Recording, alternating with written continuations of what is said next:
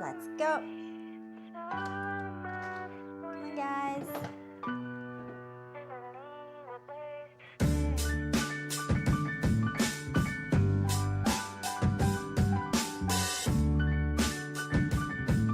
Hi everyone, welcome back to my channel. I'm the cat gardener. My name is Diana and I have a mini urban garden in St. Louis. It's the first week of November and I can't believe I still have tomatoes ripening on my vines, but the frost is coming in a few days, so it's time to get rid of all of the warm season vegetables and prepare the garden for the frost. So come with me to do some chores around the garden today. This is a Chinese squash that I was growing this summer and it's time to get rid of it.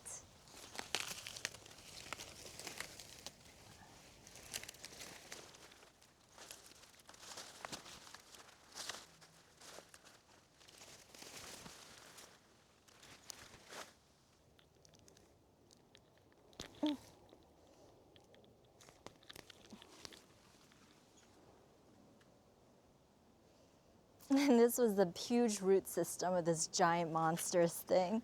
What the heck, Alice? Which apparently is a cat toy too.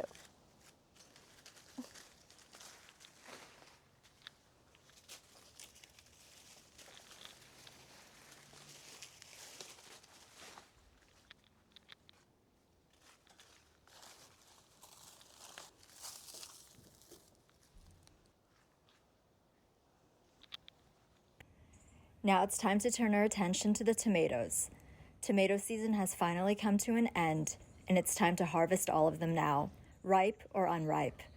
The semi-ripe ones, you can continue to ripen them indoors, and if you want to expedite that process, you can keep it in a brown bag or next to a banana. As for the green ones, you can make special recipes with them, like fried green tomatoes, or, in my case, stay tuned at the end of the video for a pickling recipe. And now we're going to cut down the tomato vines. So I grew the vines along string and I connected them with the little plastic connectors to the string. So now I just have to cut in between the connectors and leave the string intact so that I can use it for next year. Now I have to do the same thing just like that for all 50 of my tomato plants, so that's going to be a lot of work today. So after removing the vines, now I'm left with these little plastic connector pieces and I just saved them for next year. And I'll show you that video how I set up my tomatoes next year. And then what I do with this is the string easily retracts into this little spool. And that's it. That's what I do to get rid of the tomato vines. Now that the tomato vines are out of the way, it's time to put mulch into this garden bed so that we can protect the soil and the roots of the vegetables from frost damage.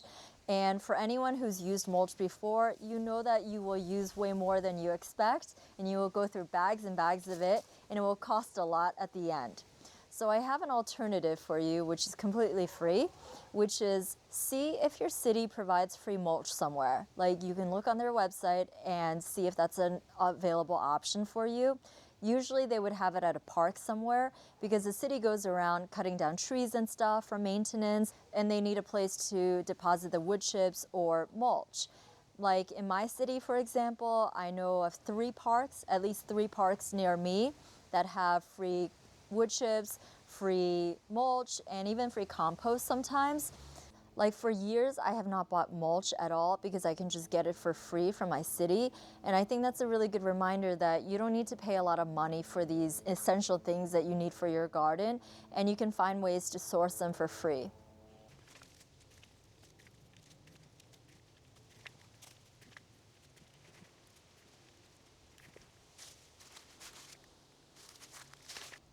So now that we have the mulch inside the garden bed, that's going to prevent frost damage to the soil, to the roots, but we also need to prevent frost damage to the leaves of the plants. And that's when this row cover comes into play. So we're going to put it on top of it using these hoops. And the other thing that the row covers do is that if you get enough sunlight during the day, that warmth will become trapped by this fabric and it'll create like a greenhouse effect. So it's not just going to protect the leaves from frost damage, but it will also elevate the temperature a little bit so that your plants are growing in a warmer zone and can even make it through a very bitter cold winter. So we're going to put in these hoops, and these are very basic hoops that I got on Amazon. They bend so that they can go into any kind of space that you need them to. And you know, I know some people have a more permanent solution. They attach like PVC hoops onto the sides of their garden beds.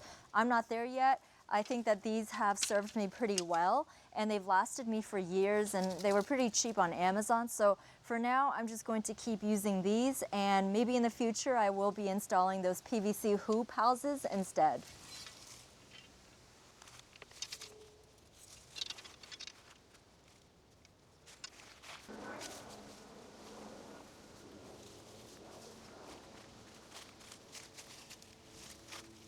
So now we have to find a way to get this row cover to stay put. So I like to use these really large clips like this one to clip the row cover onto this wooden wall here, and that creates a really nice seal. If you don't have access to really large clips like that, then you can get clips like these and just put it onto the hoop like this. Unfortunately, with that method, what you're gonna get is, you know, maybe it's not going to seal completely. In that case, I would probably just take advantage of the fact that you have a lot of row cover here, and you can just get like a brick or something or a rock to weigh it down so that it's completely sealed and it's not like just flying around like this.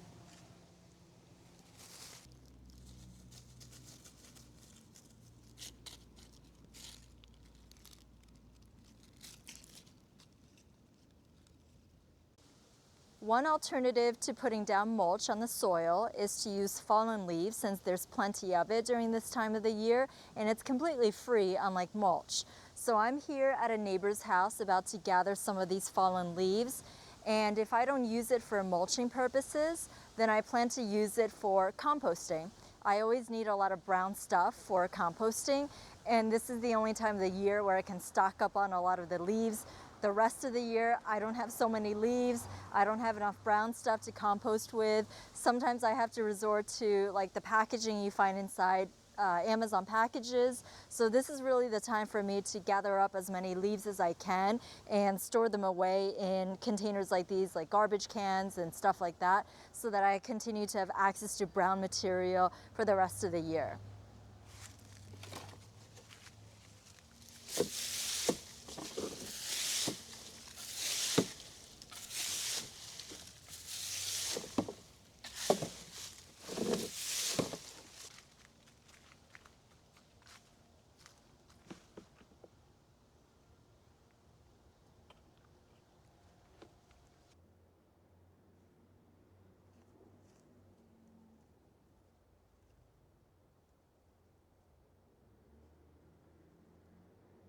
Before the frost, it's also important to take inside stuff that you want to overwinter, like pepper plants.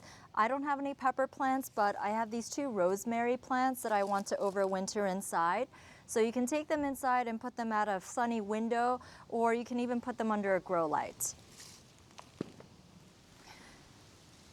Other plants that I have in containers that should be overwintered. So I have 3 figs here, and they will need to go inside when they become dormant. But just because the frost is coming doesn't mean they need to go inside just yet. They can actually tolerate temperatures down to 20 degrees Fahrenheit, even in these containers, and they haven't even gone dormant yet. So they will go inside later on, probably in a few more weeks' time. And finally, the most important thing you gotta do in your garden before the frost comes is to winterize your hose/your faucet. If you don't do that, you're going to freeze your pipes and you're gonna have a huge plumbing issue. So first, you disconnect the hose. Then it's time to turn off the water shutoff valve. Mine happens to be inside in the basement. So after doing that, you wanna come out here to the faucet and just open it up so that you get rid of any remaining water, and you can just keep it open. As for the hose, I think it's a good idea to coil it up and put it inside, because there could be water inside here that could potentially freeze and cause your hose to expand and cause damage that way.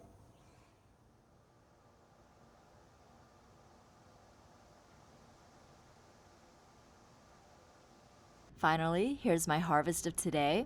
I have a ton of green cherry tomatoes, and normally the classic recipe is to do fried green tomatoes, but I don't have big tomatoes, and cherry tomatoes are not very amenable to frying, so instead we're going to do a recipe on pickling them. We'll start by making the brine first. To a small pot, add 1 cup of white vinegar, 1 cup of water, 1 teaspoon of kosher salt, 2 teaspoons of peppercorns, 2 tablespoons of sugar, and optionally you can add dried red pepper flakes if you like it spicy. Bring it to a boil, and once it's boiling, turn off the flame and add the smashed garlic cloves to the brine and set it aside to cool. While it's cooling, you can start by washing your tomatoes. The trick about getting the brine to infuse into the tomatoes is that we need to puncture these tomatoes with either a toothpick or a skewer, or in my case, I didn't have either one and I ended up using a nail, which of course I cleaned before using, but basically you want to puncture it from the stem end and penetrate it all the way to the bottom, so make sure you have something long enough to do that, and this way, this will allow the brine to infuse really nicely into each tomato. As you poke holes into each tomato, you can start transferring them to a canning jar or a mason jar of some sort. Now, before I put the brine in there, I want to also put dill in there because I think it'll taste really good in the infusion. So here I am out in the garden harvesting some dill, and I'm going to add it to this jar of tomatoes. When the brine has cooled down, it's now time to transfer it to the jar and infuse the tomatoes with it.